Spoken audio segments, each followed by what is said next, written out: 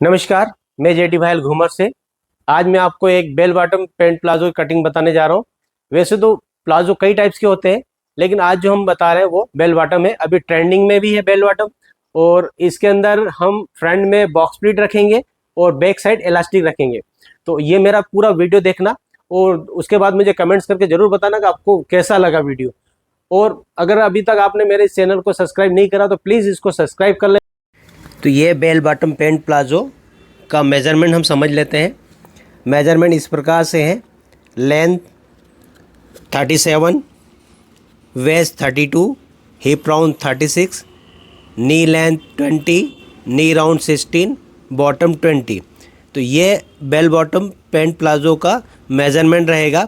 इस मेज़रमेंट से हम बेल बॉटम पैंट प्लाजो की पूरी कटिंग करेंगे और इस कटिंग को पूरा आखिरी तक देखना और कमेंट्स करके ज़रूर बताना मुझे कि आपको कैसा लगा। और अब यहाँ से हम मेज़रमेंट ले लेते हैं। लेंथ इसकी 37 है, तो 37 का हमने 1 इंच बेल्ट का माइनस करके ऊपर से हमने निशान लगा देना है। तो ऊपर से 1 इंच का निशान, 1 इंच का बेल्ट का छोड़ के हमने लेंथ 37 का ले लिया, 2 इंच नीचे फोल्ड का ले लिया। अब हम ऊपर से म्यानी का निशान लगाएंगे। म्यानी हिप राउंड का 4th पार्ट करना है। 36 का 4th पार्ट हो जाएगा 9 और उसमें 2 इंच हमको प्लस करना है। हाई वेस्ट बनेगी तो हाई वेस्ट हमें 2 इंच प्लस कर देना है, तो 11 इंच हो जाएगा। तो हमने यहाँ से 11 इंच रख दिया। फिर यहाँ ऊपर से ही हमने टेप रखना है और नी लेंथ का निशान लगा देना है। तो नी लेंथ 20 है, 20 का हमने निशान लगा दिया। अब यहाँ पर सारे हम स्केल से लाइनें सीधी कर लेंगे। ये सीधी लाइनें करने के बाद में हम यहाँ पर मेजरमेंट से पूरे निशान लगाएंगे। तो ये हमने नी लेंथ का भी निशान लगा दिया हमने सीधा। अब इसके बाद नीचे बॉटम वाला भाग जो है ये भी निशान हमें सीधे कर लेने हैं। ये एल स्केल अगर आप सीधा सही रखोगे तो आपकी लाइन आड़ी टेढ़ी नहीं होगी। अब सबसे पहले हम क्या करेंगे, हिप वाले भाग पर आ जाएंगे। वहाँ पर सेल्वेज वाला भाग हमें छोड़ देना है, तो आधा इंच का निशान हमने लगा दिया सेल्वेज वाला भाग छोड़ करके। अब हिप राउंड का मेज़रमेंट 36 है, तो हम हिप राउंड के हिसाब से इसमें बॉक्स प्लीट बनाएंगे। तो 36 का 4th पार्ट करेंगे, मतलब 36 का 4th पार्ट हो जाएगा 9 इंच और 9 में 2 प्लस कर दिया 11 इंच हो गया। तो 11 इंच का हमें यहाँ निशान लगा देना। फिर इस निशान के बाद में 2 इंच का निशान फिर लगा देना है म्यानी के लिए। तो यहाँ से हमने 2 इंच का निशान लगा दिया। अब ये पूरा हम यहाँ से नाप के देखेंगे तो ये हो गया आपका 13 इंच। तो 13 का सेंटर बनाना हमें 6.5 इंच, 6.5 पे हमने निशान लगा दिया, ये सेंटर हो गया। अब इस सेंटर को हमने साइड से सेल्वेज वाली भाग से नाप के देखा, वहाँ भी 6.5 ही है। तो सेंटर लाइन बॉटम तक हमें, नी से बॉटम तक 6.5 का निशान लगा दिया। अब स्केल से हम इसको सीधा कर लेंगे, नीचे से बॉटम से लेके ऊपर तक हमें स्केल से निशान लगा देना। ये क्रीज लाइन रहेगी। जब आप बनाओगे, इसको प्रेस लगाओगे तो यहीं से आपकी क्रीज बनेगी। अब यहाँ पर ये नाप के देखना, ये जितना आ रहा है उतना ही आपको ऊपर वाले भाग पे निशान लगा देना है। इस सेंटर वाली लाइन से नाप के पूरा बराबर आपने निशान लगा देना है। यहाँ पर स्केल से हम इसको सीधा निशान लगा देंगे म्यानी तक का। अब यहाँ पर 2 इंच ऊपर एक निशान लगाना है और यहाँ से कर्व दे के यहाँ का निशान बना दिया। अब इसके बाद में हम नी राउंड के वहाँ आ जाएंगे। नी राउंड 16 है, तो 16 का डिवाइड बाई 4 कितना हो जाएगा, 4 इंच। तो 4 इंच हम सेंटर से एक तरफ लगाएंगे और 4 इंच सेंटर से दूसरी तरफ, मतलब सेंटर के दोनों तरफ आपको 4 इंच लगाना। टोटल आपका 8 इंच का निशान लग जाएगा यहाँ पर। अब इसके बाद में बॉटम पर हम जाएंगे। बॉटम 20 है, तो 20 पे उसका 4th पार्ट करेंगे 5 इंच। तो यहाँ पर भी सेंटर से 4th पार्ट 5 एक तरफ और 4th पार्ट 5 इंच दूसरी तरफ। तो दोनों तरफ हमने 5 इंच निशान लगा दिया, तो टोटल 10 इंच का बॉटम पर निशान लग गया है। इसके बाद में हम स्केल से इसको बॉटम से नी तक सीधा मिला देंगे। सीधा मिलाने के बाद में इन साइड वाली साइड भी हम इसको बॉटम से नी तक इसको मिला देंगे। तो ये बॉटम से नी तक मिला दिया। अब इसके बाद में नी से ऊपर वाली साइड में हिप कर्व की सहायता से हमें मिलाना है, क्योंकि ये शेप जो है हिप कर्व से ही मिलना चाहिए, पूरा प्रॉपर जैसा हिप का शेप होता वैसे ही हमें निशान लगाना है। तो यहाँ से हमने हिप कर्व से निशान लगाया। अब इस जगह पर एक पॉइंट बनता है, तो उस पॉइंट को हमें स्केल को टर्न करके रखना है, वापस पलट के, और फिर यहाँ पर ये वाला शेप देना है। तो ये शेप बना दिया हमने और ऊपर तक इस निशान को लगा देंगे। अब ये इन साइड भी हमको ऐसे ही निशान लगा देना है। तो इन साइड वाला भी निशान हमने कर्व वाली स्केल से लगा दिया और अब ये ऊपर का निशान लगा दिया। अब ये लगाने के बाद में ऊपर हमें प्लीट कितनी आएगी उसका निशान लगाना है। तो वेस्ट है 32, तो 32 का 1/4 तो कितना होगा, 4, इसको डिवाइड बाई 4 करेंगे तो 8 इंच हो जाएगा। तो आपको यहाँ से ½ इंच तो सिलाई का छोड़ देना, दोनों तरफ ½ इंच सिलाई का छोड़ दिया। अब 8 इंच आपको नापना है, 8 इंच नाप लिया आपने, ये निशान लगा दिया। अब ये सिलाई के बीच में जितना बच रहा है, जैसे 2 इंच बचा है ये, तो 2 इंच का आपको इस सेंटर वाली लाइन से निशान लगा देना है। तो 2 इंच का लगा दिया।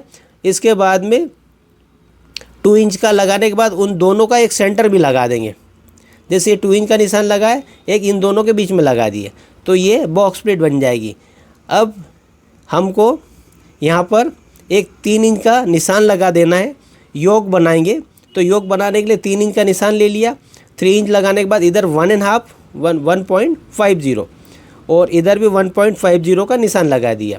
अब इसको स्केल से हम योक का निशान लगा लेंगे। 1.5 से 3 इंच पे मिला दिया, दोनों साइड मिला देंगे हम।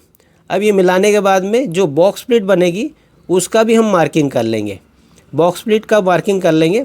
उसके बाद में ये आपका फ्रंट वाला पार्ट बन करके रेडी हो चुका है। अब इसमें मैनी वाली साइड में भी हमें एक निशान लगाना है। ये योक तो पूरा कंप्लीट हो चुका है, ये डॉट का भी निशान लगा दिया हमने। योक और डॉट लगाने के बाद म्यानी पे जो सिलाई आती है ज़ीप लगाने के बाद में, वो इस जगह पर आएगी, इस टाइप से शेप आएगा उसका।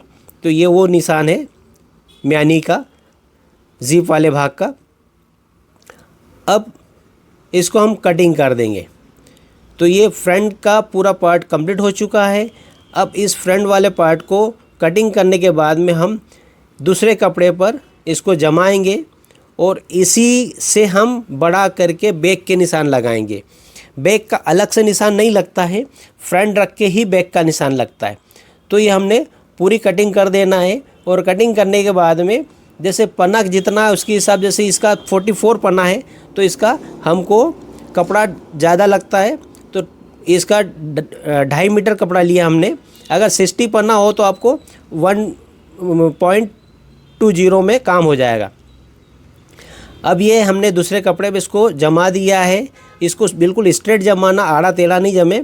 अब यहाँ पर ऊपर वाली भाग पे बैक पर फ्रंट से 1.75 का निशान लगा दिया और साइड में 1.5 इंच का हमने निशान लगा दिया। ये दोनों निशान लगा दिए। अब ये 1.5 इंच वाला जो निशान, यहाँ पर हम लाइन बना लेते हैं और यहाँ पर हिप राउंड के यहाँ पर भी निशान लगा दिया। इधर भी स्केल से हम सीधे निशान कर लेंगे सारे। ये सारे निशान लगाने के बाद में हम फ्रंट से ही मेज़रमेंट लेके बैक पे हम निशान लगाएंगे। फ्रंट का जो निशान है, फ्रंट जो कटा हुआ, उसी से हम आगे बढ़ा के रखेंगे। तो अब हम यहाँ पर 1/2 इंच का निशान लगाएंगे और ये नी के वहाँ से सेफर से 1/2 इंच पे मिलाना है आपको। ये फ्रंट से बैक में 1/2 इंच एक्स्ट्रा लिया हमने, तो यहाँ पर शेप दे दिया। अब इसको टर्न करके ऊपर जो 1.5 इंच हमने एक्स्ट्रा लिया है उस पे हम मिला देंगे इसको। तो ये यहाँ से जैसे 1.5 इंच है, 1.5 मतलब 1.50, तो इसको यहाँ मिला दिया। अब ये 1.75 का निशान जो लिया हुआ है, अब इस निशान से हमें सेफर से मिला देना है।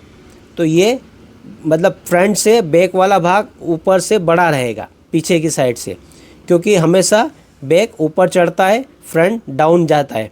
तो ये निशान लगा दिया। अब यहाँ पर बॉटम की यहाँ पर हमें फ्रंट से 1.5 इंच 1.50 का एक्स्ट्रा लेना है। तो फ्रंट से 1.50 आपने नी पे भी बढ़ा देना है और 1.50 ऊपर भी बढ़ा देना है। ये तीनों जगह निशान लग गए। अब यहाँ से हम स्केल से बॉटम से नी तक निशान लगा देंगे।